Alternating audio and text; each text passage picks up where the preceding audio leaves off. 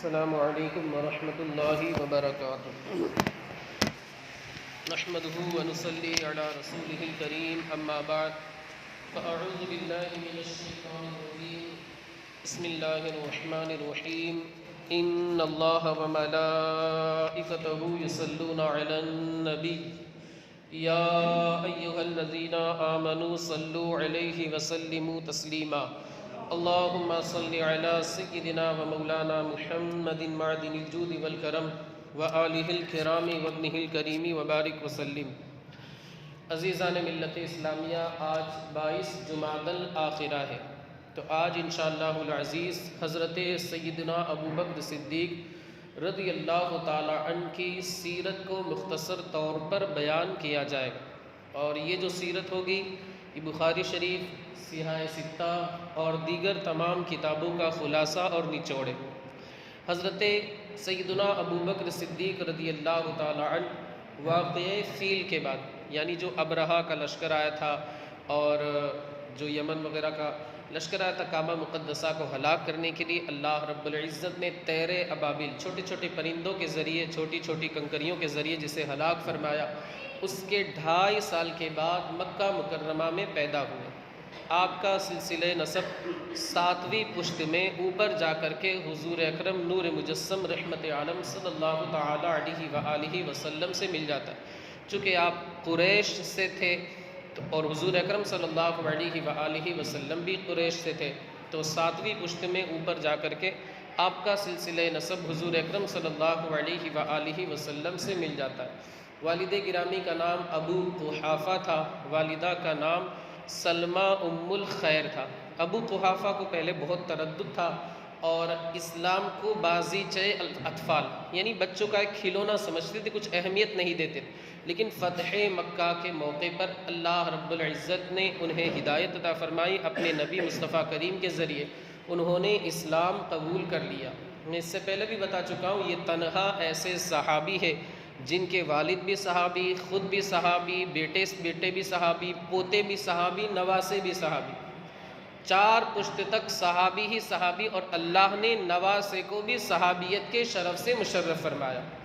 یہ حضرت سیدنا ابوبکر صدیق کی ذات مقدسہ ہے۔ پوری صحابہ کی تاریخ میں ایسے شرف والا کوئی صحابی نہیں ملتا۔ ظاہر سی بات، جب اتنا بڑا شرف اور اتنی خدمات، اتنی قربانیاں، اتنی جانثاریاں اللہ کے رسول صلی اللہ علیہ وآلہ وسلم کے لیے، دین متین کے لیے، قرآن عظیم کی تعلیمات کو عام کرنے کے لیے سیدنا صدیق اکبر نے پیش کی، اتنی قربانیاں اور کسی صحابی نے پیش نہیں۔ خود مولائے کائنات شیر خدا حیدر کرار حضرت علی کرم اللہ تعالی وجہہ الکریم ارشاد فرماتے ہیں، جنگ بدر میں ہم 313 تھے اور کفار جو تھے وہ 1000 تھے۔ چھپر عریش جسے کہا جاتا ہے، حضور اکرم صلی اللہ علیہ وآلہ وسلم کے آرام کے لیے ایک چھپر بنایا گیا، آپ وہاں پر تشریف فرماؤ، لیکن آپ امیر تھے، بلکہ آپ تو ہمیشہ پوری امت کے امیر ہیں۔ اس وقت آپ سپہ سالار تھے جنگ کے، تو آقا کریم صلی اللہ علیہ وآلہ وسلم وہاں پر تشریف فرما ہو گئے۔ اب آپ کی ظاہری طور پر حفاظت کے لیے، بظاہر، ورنہ اللہ رب العزت خود اپنے نبی کا محافظ ہے، واللہ یعصمک من الناس، اللہ رب العزت لوگوں سے تیری حفاظت فرمائے۔ ایک بات مجھے یاد آ گئی کہ اس آیت کریمہ کے نازل ہونے سے پہلے حضور کے دروازے پر 2 دربان رہا کرتے تھے حفاظت کے لیے کہ کوئی اچانک حملہ نہ کر دے، لیکن جب یہ آیت مقدسہ نازل ہوئی، 6 پارے کی سورہ مائدہ کی آیت مقدسہ ہے، واللہ یعصمک من الناس، اللہ رب العزت لوگوں سے تیری حفاظت فرمائے۔ اللہ رب العزت نے جب یہ آیت مقدسہ نازل فرمائی، حضور اکرم صلی اللہ علیہ وآلہ وسلم کو یقین کامل تھا، توکل، اعلیٰ درجے کا توکل حاصل تھا کہ جب اللہ نے اپنے ذمے حفاظت کو لے لیا ہے، اپنے ذمہ کرم پر جب یہ حفاظت کا بیڑا اللہ رب العزت نے اس حفاظت کو اپنے ذمہ کرم پر لے لیا ہے، تو اب مجھے کوئی بھی کافر، کوئی بھی مشرک تکلیف نہیں پہنچا سکتا۔ آپ نے ان دربانوں کو رخصت فرما دیا۔ خیر، میں عرض کر رہا تھا کہ جنگ بدر کے موقع پر اب حفاظت کی بات آئی ظاہری طور پر، تو حضرت علی کا خود کا بیان ہے کہ ہم میں سے کسی کی ہمت نہیں ہوئی کہ حضور کے حفاظت کی ذمہ داری اپنے اوپر لیں، لیکن وہ تنہا ابو بکر تھے جنہوں نے ہاتھ میں تلوار لے کر کے اس ذمہ داری کو اپنے اوپر لے لیا۔ پھر حضرت علی فرماتے یقیناً وہ سارے لوگوں میں سب سے بڑے بہادر، شجاعت والے، جری، نڈر اور بے باک تھے۔ حضرت ابوبکر صدیق تمام صحابہ میں سب سے بے باک، نڈر، شجاعت والے، بہادر اور نڈر تھے، ان سے زیادہ بہادری والا اور کوئی نہیں تھا۔ حضرت ابوبکر صدیق کا نام جو ہے وہ عبداللہ ہے۔ کنیت، جو ایک انسان کا ایک نام مشہور ہوتا ہے اسے کنیت کہا جاتا ہے۔ کنیت ابوبکر، بکر کا مطلب ہوتا ہے ہر چیز کی پہلی، ہر چیز کا پہلا حصہ۔ بکر کا مطلب ہوتا ہے ہر چیز کا پہلا حصہ۔ حضرت ابوبکر کو ابو بکر اس وجہ سے کہا جاتا ہے کہ تمام نیکو کاموں میں، نیک کاموں کے اندر، تمام اچھے کاموں کے اندر، نیک کاموں کے اندر آپ کا ہی سب سے پہلا نمبر آتا تھا۔ زمانے جاہلیت میں بھی آپ کبھی کسی بت کی آپ نے پوجا نہیں کی، کبھی جھوٹ نہیں بولا، کبھی آپ نے شراب نہیں پی، کبھی گالی گلوچ، یعنی برے کاموں سے زمانے جاہلیت میں بھی اللہ نے آپ کو برے کاموں سے بچایا۔ جب اسلام کی دولت مل گئی تو اب تو ان سارے برے کاموں کے قریب جانے کا بھی سوال پیدا نہیں ہوتا۔ اس وجہ سے آپ کو ابو بکر کہا جاتا ہے کہ نیک کاموں میں سب سے اول آنے والے، نیک کاموں کے اندر، اچھے کاموں کے اندر، بھلے کاموں کے اندر سب سے زیادہ رغبت کرنے والے، سب سے پہلے پیش قدمی کرنے والے، اس وجہ سے آپ کو ابو بکر کہا جاتا ہے۔ اور آپ کا لقب صدیق اور عتیق ہے۔ صدیق تو آپ جانتے ہیں معراج سے جب آقا کریم تشریف لائے تو آپ نے سب لوگوں کے سامنے، کفار مکہ وغیرہ بھی تھے، یہ اس سارے معراج کے واقعات بتائے، سارے لوگوں نے تکذیب کی، کفار تھے، مشرکین تھے، اتنے میں ابو بکر صدیق آئے۔ کفار نے کہا کہ تمہارے نبی یہ ساری باتیں بتا رہے ہیں۔ حضرت ابو بکر صدیق نے بلا تردد، بلا شک کے، بلا شبے کے آپ نے برجستہ ارشاد فرمایا اگر آمنہ کا لال کہہ رہا ہے تو یقیناً وہ سچ کہہ رہا ہے۔ آپ نے بلا شک و شبہ کے، بلا تردد کے آپ نے بالکل فوراً ہی تصدیق کر دی۔ اللہ کے رسول صلی اللہ علیہ وآلہ وسلم نے اسی وقت سے آپ کو کہا کہ آپ کا لقب آج سے صدیق ہے، آپ کا لقب آج سے صدیق ہے۔ اب یہ عتیق جو ہے اس کی بھی کئی وجوہات بتائی گئی، عتیق کیوں کہا جاتا ہے؟ تو عتیق کا ڈکشنری کے اعتبار سے، لغت کے اعتبار سے اس کا لفظی معنی ہوتا ہے آزاد کرنے والا، اور ایک معنی ہوتا ہے آزاد کیا ہوا۔ آزاد کرنے والا اس اعتبار سے کہا جاتا ہے کہ آپ نے ایک غلام نہیں، دو نہیں، بلکہ 7 غلاموں کو غلامی سے آزاد کرا، بڑی بھاری بھرکم رقم دے کر کے۔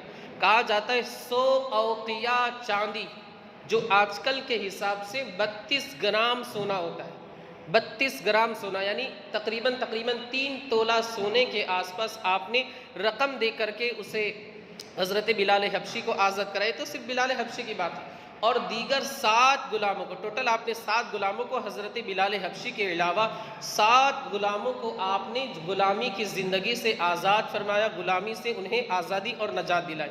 عتیق کہلانے کی ایک وجہ یعنی آزاد کرنے والا۔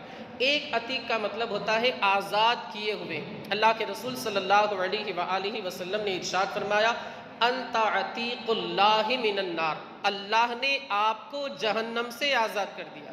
تو عتیق کہلانے کی ایک وجہ یہ بھی ہے، اور ایک وجہ یہ ہے کہ عتیق کا لفظی معنی ایک آتا ہے خوبصورت، چونکہ اللہ رب العزت نے اپنے محبوب جناب محمد الرسول اللہ صلی اللہ علیہ وآلہ وسلم کے صدقے میں آپ کو بے مثال حسن دیا تھا، اس وجہ سے آپ کو عتیق کہا جاتا ہے۔ اب میں ایک حضرت ابوبکر صدیق کی زندگی تو کافی طویل ہے، کافی لمبی ہے، یہ درس ختم ہو جائے گا، ہم ختم ہو جائیں گے، لیکن حضرت ابوبکر صدیق کی زندگی کے جو تابندہ نقوش اور گوشے ہیں وہ کبھی ختم نہیں ہوں گے۔ بہت ساری کتابیں لکھی گئی اور بہت ساری آپ کے تعلق سے رسائل، کتابیں لکھی گئی ہیں حضرت سیدنا ابوبکر صدیق کے تعلق سے۔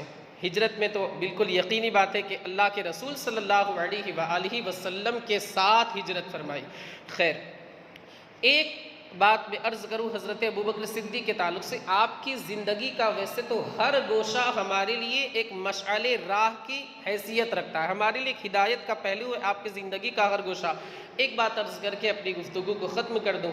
ایک مرتبہ حضرت ابوبکر صدیق رضی اللہ تعالی عنہ حاضرین بیٹھے ہوئے تھے، پانی منگایا، پانی جب لایا گیا تو اس کے اندر شہد بھی تھوڑا سا ڈالا گیا۔ جب پانی کا پیالہ لایا گیا تو اس وقت حضرت ابوبکر صدیق رضی اللہ تعالیٰ عنہ پانی کو دیکھ کر کے اچانک رونے لگے، اتنا روئے کہ آپ کے رونے کو دیکھ کر کے حاضرین مجلس بھی رونے لگے۔ یہ ایک فطری بات ہے کہ جب سامنے والا انسان بے انتہا روئے تو اسے دیکھ کر کے سامنے والے کو بھی رونا آ جاتا ہے، لیکن سامنے والا جب نرم دل ہو تک، ورنہ اگر سخت دل ہو پوری کائنات رو لے اس کو کوئی فرق نہیں پڑتا۔ وہ ایک اکڑائی رہتی ہے انسان کی کہ میں کیوں رہوں اس طرح خیر۔ تو حضرت ابوبکر صدیق کو دیکھ کر کے سارے لوگ رونے لگے، تو سارے لوگ رو کر کے خاموش ہو گئے، لیکن حضرت ابوبکر صدیق کا رونا ابھی بند نہیں ہوا۔ پھر جب حضرت ابوبکر صدیق بہت زیادہ روئے تو آپ بے ہوش ہو گئے۔ جب ہوش میں آئے لوگوں نے پوچھا کہ آپ کے رونے کی وجہ کیا تھی، آپ کے رونے کا سبب کیا تھا؟ حضرت ابوبکر صدیق فرمانے لگے ایک مرتبہ کی بات ہے، آقا کریم صلی اللہ علیہ وآلہ وسلم اپنے سے کسی چیز کو دور فرما رہے تھے، حالانکہ وہ چیز کیا تھی اللہ اور اس کے رسول بہتر جانا، ہمیں کچھ نظر نہیں آ رہا تھا، لیکن آپ فرما رہے تھے کہ تو مجھ سے دور ہو جا، تو مجھ سے دور ہو جا، مجھ سے قریب مت آ۔ حضرت ابوبکر صدیق فرماتے میں نے عرض کی یا حبیبی یا رسول اللہ علیک الصلاۃ والتسلیم، آپ کس چیز کو اپنے سے دور کر رہے تھے، کس چیز کو آپ فرما رہے تھے، کس چیز کے تعلق سے کہ مجھ سے دور ہو جا، مجھ سے دور ہو جا؟ حضرت ابوبکر صدیق سے اللہ کے رسول صلی اللہ علیہ وآلہ وسلم نے ارشاد فرمایا کہ دنیا مجھ سے قریب آ گئی تھی، دنیا مجھ سے قریب آنے کی کوشش کر رہی تھی، میں نے اسے اپنے سے دور کر دیا، میں نے دنیا کو اپنے سے دور کر دیا، اللہ رب العزت نے مجھ سے دنیا کو دور کر دیا، لیکن دنیا آخری میں مجھ سے یہ کہہ کر گئی کہ آپ کے قریب تو میں نہیں آ سکی، لیکن آپ کے بعد والوں کے قریب میں آ جاؤں گی، ان سے چمٹ جاؤں گی۔ حضرت ابوبکر صدیق فرماتے ہیں کہ آج مجھے وہی خوف لاحق ہو گیا کہ کہیں دنیا مجھ سے قریب تو نہیں آ گئی، کہیں دنیا آ کر کے مجھ سے چمٹ تو نہیں گئی، اسی خوف کی وجہ سے ابوبکر آنسو بہا رہا۔ یہ دیکھیں خوف خدا کے اندر آنسو بہانا۔ میرے آقا مصطفیٰ کریم ارشاد فرماتے ہیں کل قیامت کے دن 7 لوگوں کو اللہ کے عرش کا سایہ نصیب ہوگا، جس دن کے اللہ کے عرش کے سائے کے علاوہ اور کوئی سایہ نہیں ہوگا۔ صحابہ نے عرض کیا یا رسول اللہ وہ کون 7 لوگ ہیں؟ تو اللہ کے رسول صلی اللہ علیہ وآلہ وسلم نے ارشاد فرمایا وہ نوجوان جس نے اپنی جوانی مسجدوں کے اندر گزاری ہوگی، اور آپ نے یہ بھی ارشاد فرمایا 7 لوگوں میں سے دوسرے نمبر والا وہ بندہ کہ جس نے خوف خدا کے اندر لمحہ بھر کے لیے آنسو بہائیں گے، صداقت کے ساتھ، سچائی کے ساتھ، نیت میں اخلاص ہوگا، تو لوگوں کو دکھانے کے لیے نہیں، ریاکاری کے لیے، لیکن لوگ کہیں گے بہت بڑا نیک آدمی، بہت بڑا نیک آدمی، دکھاوے اور ریاکاری کے لیے نہیں، بلکہ اخلاص کے ساتھ، صداقت کے ساتھ، سچائی کے ساتھ، خلوص کے ساتھ اللہ کی رضا حاصل کرنے کے لیے جس بندے نے اللہ کے خوف کے اندر آنکھوں سے آنسو بہائے ہوں گے، قیامت کے دن اللہ اسے بھی اپنے عرش کا سایہ عطا فرمائے۔ دیکھیے آپ حضرت ابوبکر صدیق رضی اللہ تعالی عنہ نے کس طریقے سے اس حدیث پاک پر عمل کر کے دکھایا۔ ایک مرتبہ کی بات ہے، حضرت حضور اکرم صلی اللہ علیہ وآلہ وسلم کے سامنے یا ایتھا النفس المطمئنہ ارجعی الی ربک راضیۃ مرضیہ فادخلی فی عبادی وادخلی جنتی۔ آپ سنتے ہیں بارہا یہ آیات مقدسہ سورہ فجر کی بالکل آخری آیات، یہ ان آیات کی تلاوت کی گئی۔ اس کا ترجمہ بھی آپ کو بتا دوں کہ جب بندے کا آخری وقت ہوتا ہے، نیک بندہ ہوتا ہے، تو اس سے فرشتے کہتے ہیں اے اطمینان والی جان، یا ایتھا النفس المطمئنہ، اے اطمینان سکون والی جان، ارجعی الی ربک راضیۃ مرضیہ، تو اپنے رب کی جانب لوٹ اس حال میں کہ تو اپنے رب سے راضی، تیرا رب تجھ سے راضی۔ اس سے بڑی اور کیا بات ہو سکتی؟ ارجعی الی ربک راضیۃ مرضیہ فادخلی فی عبادی وادخلی جنتی، میرے نیک بندوں میں شامل ہو جا اور میری جنت کے اندر داخل ہو جا۔ کتنا بڑا اعزاز ہے۔ یہ آیات مقدسہ حضور اکرم صلی اللہ علیہ وآلہ وسلم کے سامنے تلاوت کی گئی۔ حضرت ابوبکر صدیق نے عرض کی یا رسول اللہ اس آیت کریمہ میں کون سے لوگ مراد ہیں اور کن سے ہی خطاب کیا جائے گا؟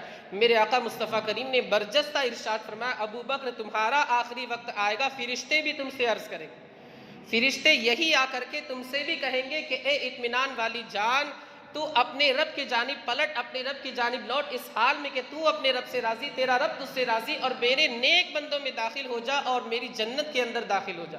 ابوبکر تمہارا بھی وہ وقت آئے گا۔ تو یہ حضرت ابوبکر کی شان ہے، یہ حضرت ابوبکر کی رفعت ہے۔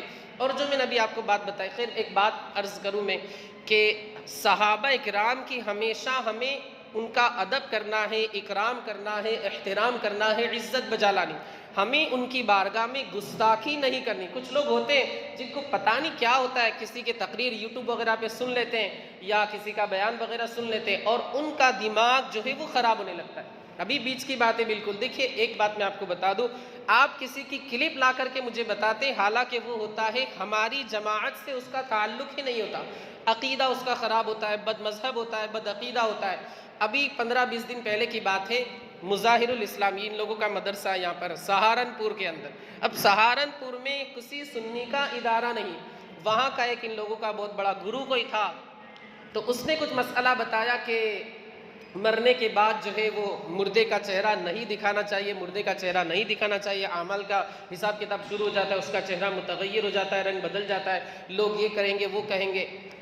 تو میری آپ حضرات سے گزارش ہے کہ سب سے پہلے تو بد عقیدہ ہے.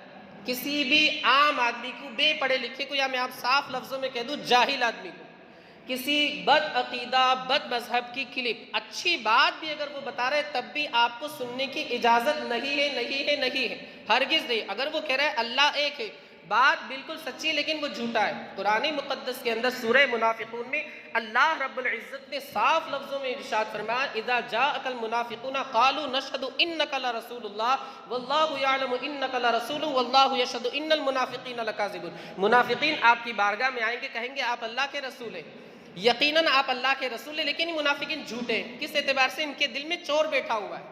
تو آج کل اگر کوئی بد عقیدہ کچھ مسئلہ بتاتا ہے, یہ کہتا ہے اللہ ایک ہے, یقیناً اللہ ایک ہے, ہم مانتے, محمد عربی حضور صلی اللہ علیہ وسلم اللہ کے نبی ہم مانتے, لیکن تیرے کہنے کی وجہ سے نہیں بلکہ ہم صحابہ کے کہنے کی وجہ سے مانتے, ہمیں تمہاری ضرورت ہی نہیں ہے. تو خدا را آپ حضرات کو اجازت ہے ہی نہیں. امام شافعی کی بارگاہ میں ایک آیا بدعتی, بد عقیدہ, بد مذہب آیا اور کہنے لگا حدیث سن لیجیے. امام شافعی نے فرمایا نہیں, مجھے نہیں سننی, ہمارے مشائخ سے ہم سن لیں گے, ہمارے پاس کتاب ہے.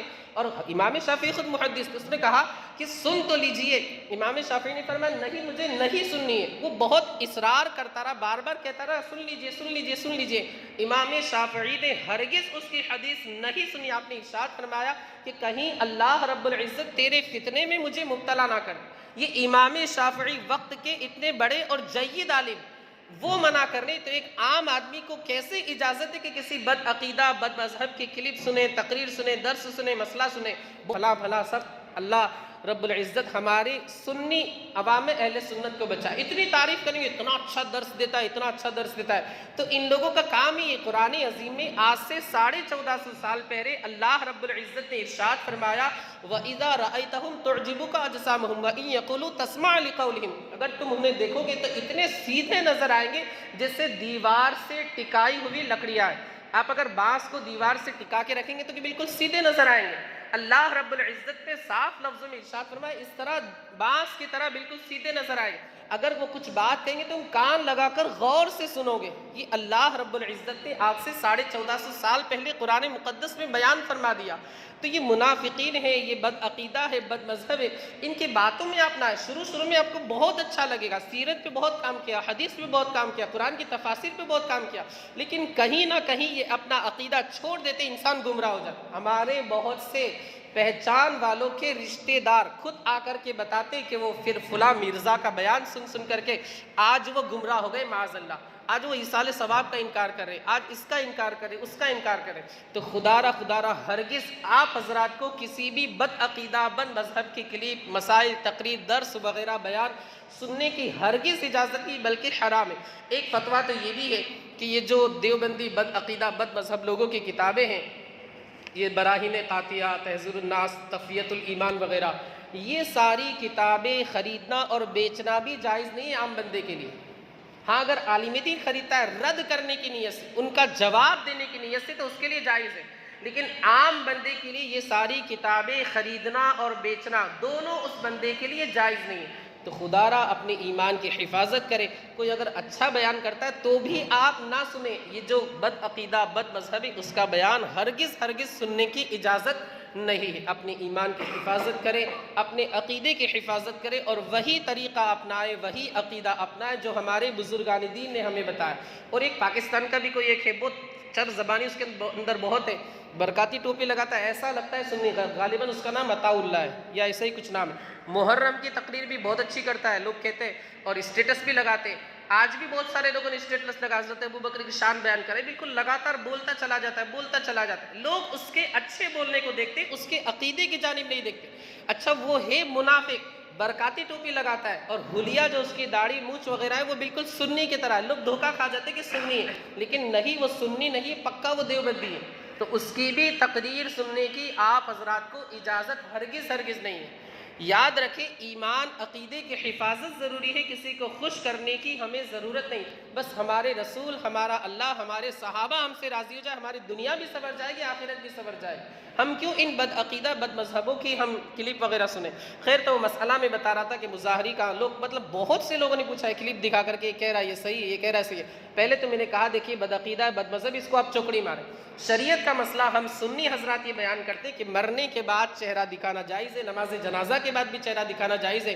فتاوی فیض الرسول میں مفتی جلال الدین احمد امجدی علیہ الرحمہ نے بھی اسے بیان فرمایا کہ مرنے کے بعد چہرہ دکھانا جائز ہے، کوئی حرج اس میں نہیں۔ فتاوی تاتر خانیہ کے اندر جو عربی کی کتاب ہے اس کے اندر بھی لکھا ہوا ہے، کوئی حرج نہیں ہے، آپ دکھا سکتے۔ یہ سب ایسے ہی، چونکہ ان لوگوں کو پتہ ہے کہ مرنے کے بعد ہمارا یہ حال ہوگا، ہمارا چہرہ سیاہ ہو جائے گا، خنزیر جیسا ہو جائے گا، گدھے جیسا ہو جائے گا، مصطفیٰ کریم کی گستاخی کی وجہ سے، اس وجہ سے یہ لوگ بنا کرتے ہیں۔ ورنہ ایک سنی کا اگر چہرہ ہے، عاشق رسول، انشاءاللہ اللہ کی رحمتوں کی برسات ہوگی، اس کا چہرہ مسکراتا۔ علامہ خادم حسین رضوی کا آپ نے چہرہ دیکھا ہوگا، ماشاءاللہ ایسا لگ رہا ہے کہ بالکل مسکرا رہے ہیں، بالکل نورانی چہرہ ہو گیا تھا، منور چہرہ ہو گیا۔ تو آپ مصطفیٰ کریم صلی اللہ علیہ وآلہ وسلم کی بارگاہ میں درود پاک کا نذرانہ پیش کرتے رہے، آپ کی سنتوں کو بالکل تھام کر کے رہے، انشاءاللہ آپ کی دنیا بھی سنور جائے گی، آخرت بھی سنور جائے گی۔ اور جب انسان کا انتقال ہوگا تو پھر اس سے یہی کہا جائے گا، جو علامہ آسی کا ایک شعر ہے کہ آج پھولے نہ سمائیں گے کفن میں آسی، آج پھولے نہ سمائیں گے کفن میں آسی۔ آج بندے کا یہ حال ہوگا، خدا خود بندے سے پوچھے بتا تیری رضا کیا ہے۔